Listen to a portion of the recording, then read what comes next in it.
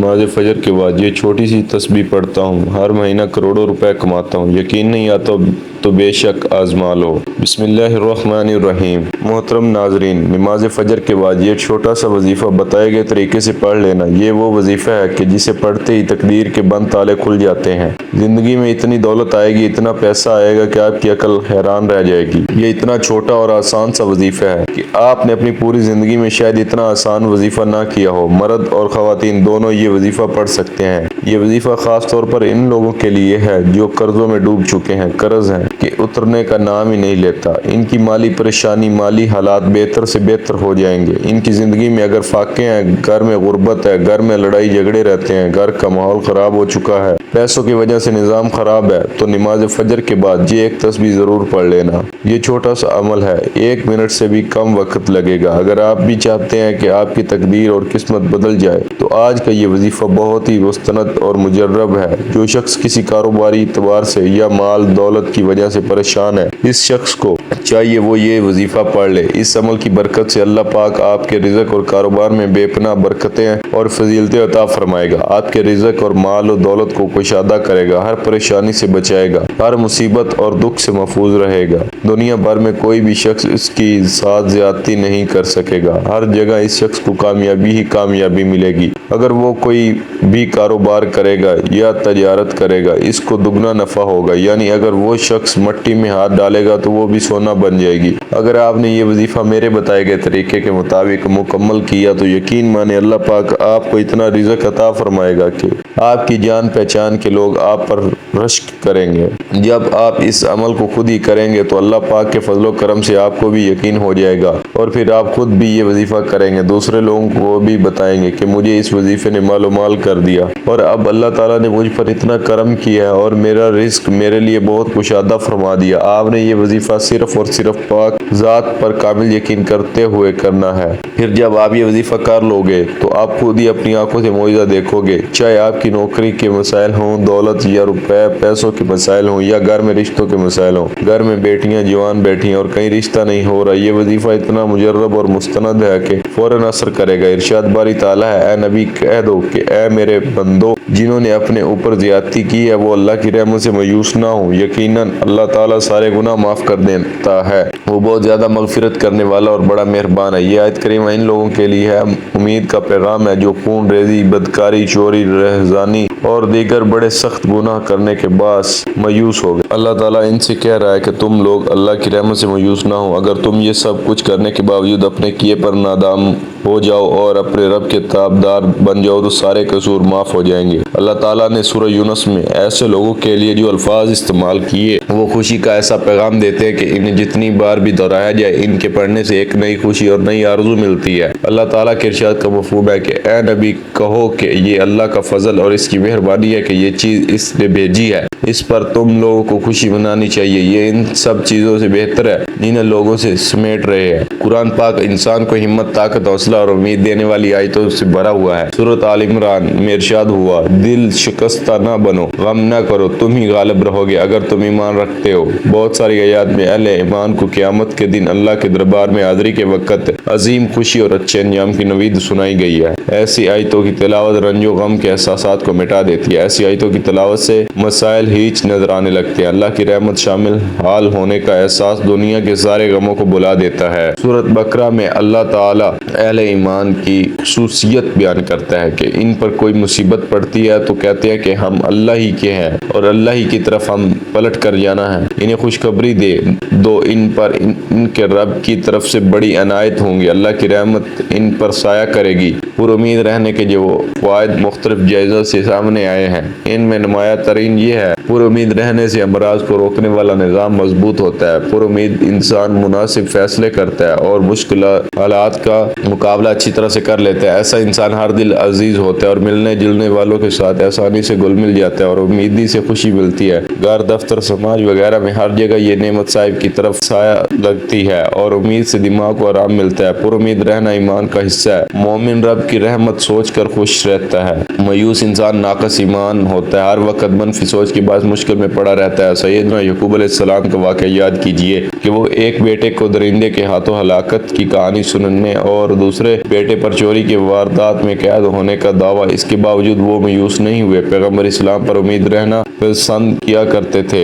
پیغمبر اسلام محمد مصطفیٰ ہمیشہ پر امید رہتے تھے، وہ ہمیشہ نوید سنانا کا اہتمام کیا کرتے تھے۔ رسول کریم اپنے صحابہ رضوان اللہ عنہ کو یہ درس دیتے تھے کہ جب تمہارے سامنے کوئی نامناسب واقعہ ہو جائے تو یہ کہا کرو تقدیر یہی تھی، اللہ کی مشیت یہی تھی، اس نے جو چاہت کی، اس لیے ہمیں بھی ہمیشہ پر امید رہنا چاہیے اور مایوس نہیں ہونا چاہیے۔ حالات جتنے بھی مشکل ہوں اللہ پر بھروسہ رکھنا چاہیے اور اس سے اچھے کی امید رکھنی چاہیے۔ انشاءاللہ وہ آپ کو ضرور عطا کر دے گا اور آپ کے تمام مسائل بھی حل کر دے گا۔ امید زندگی کے سفر میں کبھی ایسے موڑ بھی آتے ہیں جب انسان امید اور نا امید کے دورہ پر آ کر کھڑا ہوتا ہے۔ امید اور نا امیدی کا دورہ جہاں ایک ہستی کے ہونے کا احساس اور یقین ہوتا ہے جس کے پاس کن کی طاقت ہے، جس کا ایک اشارہ ان ہونی کو ہونی میں بدل دیتا ہے۔ امید اللہ کا یقین ہے، نا امیدی اللہ کا انکار، اس لیے نا امیدی کو کفر کہا گیا۔ حضرت یعقوب علیہ السلام نے اپنے بیٹوں کو حضرت یوسف علیہ السلام کی تلاش پر روانہ کرتے وقت فرمایا تھا، خدا کی رحمت سے نا امید نہ ہونا کہ خدا کی رحمت سے صرف کافر نا امید ہوتے ہیں۔ اللہ کی طرف دیکھ کر امید پیدا ہوتی ہے، دنیا کی طرف دیکھ کر نا امیدی، بس امید اور نا امیدی کے بیچ ہی اللہ ہے۔ اس لیے آپ نے اپنے رب پر امید رکھتے ہوئے یہ وظیفہ کرنا ہے، انشاءاللہ وہ آپ کے تمام مسائل حل کر دے گا۔ تو آئیے ناظرین اب جان لیتے ہیں کہ آپ نے یہ عمل کیسے پڑھنا اور کن کن باتوں کا خاص خیال رکھنا ہے۔ عمل کا طریقہ کار یہ ہے کہ جب آپ فجر کی نماز باجماعت ادا کر لیں تو نماز کے بعد سب سے پہلے آپ نے نبی کریم صلی اللہ علیہ وسلم کی ذات اقدس پر درود پاک پڑھنا ہے۔ درود پاک آپ کوئی سا بھی پڑھ لیں، یا آپ کو آتا ہو جو چاہے،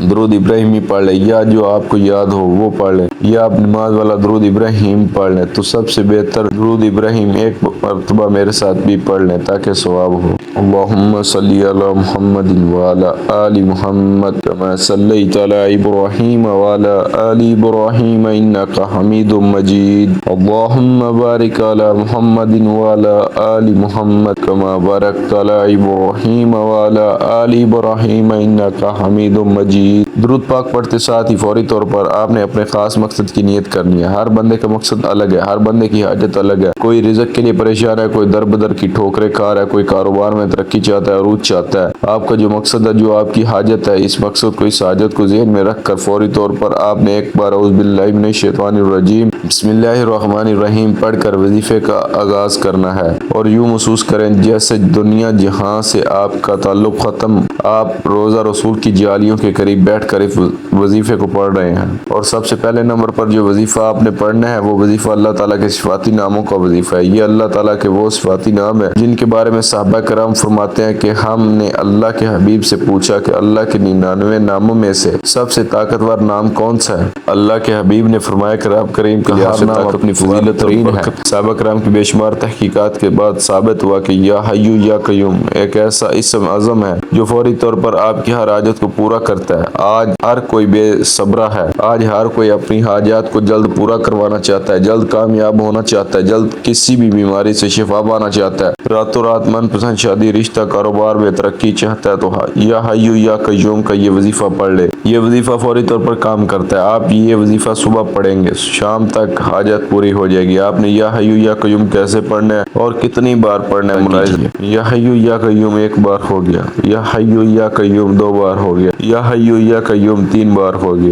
اس طرح سے آپ یا حیو یا قیوم کو ہاتھ کی انگلی پر پڑھ لیں یا تسبیح کے دانوں پر پڑھ لیں۔ آپ نے صرف 11 بار پڑھنا ہے۔ آپ نے صرف 11 بار یا حیو یا قیوم کو اس یقین سے پڑھنا ہے کہ آپ رب کریم کو رب کے ناموں سے پکار رہے ہیں۔ اللہ اپنے ناموں کی فضیلت برکت سے آپ کی ہر حاجت کو پورا فرما رہا ہے۔ 11 بار یا حیو یا قیوم پڑھ کر آپ نے رب کو راضی کر لیا، اپنی حاجات کو پورا کر لیا۔ اب خزانے لوٹنے کا وقت ہے۔ اب دوسرے نمبر پر آپ نے جو وظیفہ پڑھنا ہے وہ وظیفہ سورۃ الکوثر کا پڑھنا ہے۔ سورۃ الکوثر الحمدللہ ہر کسی کو زبانی یاد ہوتی ہے۔ فضیلت میں بڑی بڑی صورتوں کو اس صورت نے پیچھے چھوڑ دیا۔ جب نبی کریم رؤوف الرحیم صلی اللہ علیہ وسلم سخت پریشانی کے عالم میں تھے، اس وقت اس صورت کو نازل کیا گیا۔ قرآن مجید کی سب سے چھوٹی صورت پڑھ کر رب کریم سے مانگنے والے کی ہر ناممکن حاجت ممکن ہو جاتی ہے۔ بندہ ایسا جس کی کامیابی ہاتھوں سے نکل جاتی ہے، بنے بنائے کام خراب ہو جاتے ہیں، کام ہوتے ہوتے رہ جاتے ہیں۔ تو آج سورۃ الکوثر کا ایک ایسا خاص اور شرطیہ عمل بتانے جا رہا ہوں۔ رب کریم نے چاہا تو یہ سورۃ کوثر کا خاص وظیفہ، یہ خاص عمل آپ کے لیے تمام رکاوٹوں، بندشوں، تمام تنگ دستیوں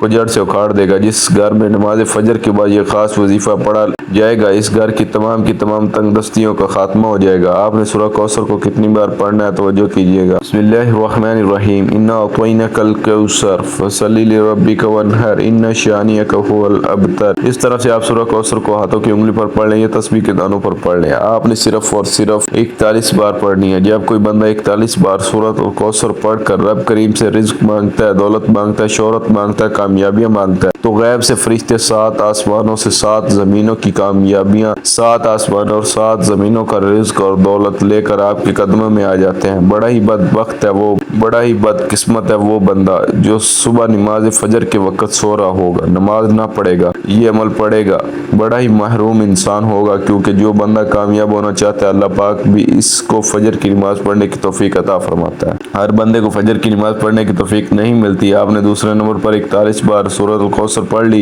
اس کے بعد پھر آپ نے کیا کرنا ہے، آپ تیسرے نمبر پر اپنے بہت ہی خاص عمل پڑھنا ہے۔ آپ نے تیسرے نمبر پر سورۃ الفاتحہ کو پڑھنا ہے۔ اس سورت کو الشفا بھی کہا جاتا ہے، الکتاب بھی کہا جاتا ہے۔ آپ نے سورۃ فاتحہ کو کس طریقے سے پڑھنا ہے ذرا دھیان سے ملاحظہ کریں۔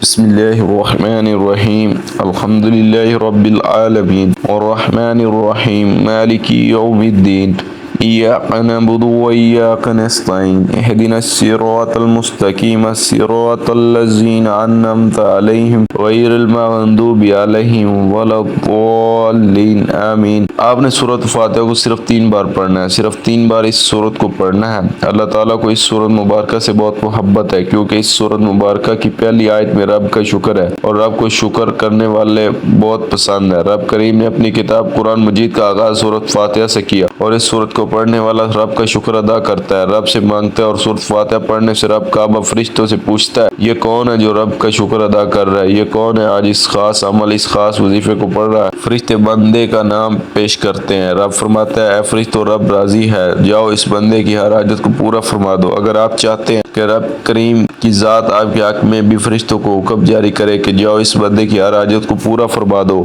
تو دنیا جہاں کے تمام کام چھوڑ کر ابھی بھی وقت ہے، ابھی بھی موقع ہے، نماز فجر کے بعد یہ وظیفہ پڑھ لینا۔ جو پڑھے گا رب کریم کو راضی کر لے گا، جتنا مانگے گا مل جائے گا، جس چیز میں ہاتھ ڈالے گا وہ سونا ہو جائے گا، جس طرح قدم بڑھائے گا کامیابیاں اس کا مقدر ہو جائیں گی۔ جب آپ یہ تینوں اعمال بتائے گئے طریقے اور ترتیب سے پڑھ لیں تو آخر میں پھر ایک بار درود پاک پڑھ لیں جو آپ نے عمل کے شروع میں پڑھا تھا، اور اب یہ عمل مکمل ہو گیا۔ عمل کی مکمل نماز فجر کے بعد آپ نے باوضو مصلی پر بیٹھ کر ایک بار درود پاک پڑھنا ہے، پھر آپ نے مقصد کی نیت کرنی ہے اور ایک بار اعوذ باللہ من الشیطان الرجیم بسم اللہ الرحمن الرحیم پڑھ کر وظیفے کا آغاز کرنا ہے۔ سب سے پہلے نمبر پر آپ نے 11 بار یا حی یا قیوم پڑھنا ہے، پھر دوسرے نمبر پر 41 بار سورۃ کوثر پڑھنی ہے، پھر تیسرے نمبر پر آخری 3 بار سورۃ فاتحہ پڑھنی ہے اور آخر میں پھر ایک بار پڑھنا ہے۔ اس وظیفے کو آپ روزانہ کی بنیاد پر پڑھنے کا معمول بنا لیں، 1 ہفتے تک روزانہ پڑھیں، اس کے بعد آپ ایک دن چھوڑ کر بھی پڑھ سکتے ہیں۔ اس وظیفے کی برکت سے آپ کی پریشانیاں واضح طور پر ختم ہوں گی، نظر بد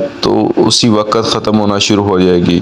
جیسے ہی آپ دعا کے لیے ہاتھ اٹھائیں گے آپ کی زندگی بدلنا شروع ہو جائے گی، آپ کے بگڑے کام بن جائیں گے، ادھورے کام پورے ہو جائیں گے، مقدر سنور جائیں گے، نصیب کے بند تالے کھل جائیں گے۔ کم سے کم 1 مرتبہ اس وظیفے کو ضرور پڑھیں۔ اگر اس کے بعد بھی آپ کو ضرورت پڑے تو آپ اس وظیفے کو پڑھ لیا کریں، چاہے آپ 5 مرتبہ پڑھ لیں، 7 مرتبہ پڑھ لیں، یا جتنے دن اور پڑھنا چاہتے ہیں پڑھ سکتے ہیں۔ جب چھوڑنا چاہے تب چھوڑ بھی سکتے ہیں، جب بھی آپ کو ضرورت پڑے اس عمل کو پڑھ لیا کریں، اور جتنے دن تک آپ کی ضرورت پوری نہ ہو اتنے دن تک اس عمل کو پڑھتے رہا کریں۔ انشاءاللہ اللہ تبارک تعالیٰ اس عمل کی برکت سے آپ کی ساری ضرورتیں پوری ہو جائیں گی، ساری مشکلیں ختم ہو جائیں گی۔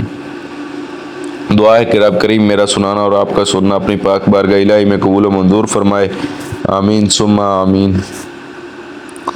محترم ناظرین، اپنے رزق میں برکت اور وسعت کے لیے اللہ تعالیٰ کے 99 ناموں میں سے کوئی ایک نام کمنٹ میں ضرور لکھیں۔ جزاک اللہ۔ اللہ تعالیٰ ہم سب کا آمین ناصر و آمین۔ السلام علیکم ورحمۃ اللہ وبرکاتہ۔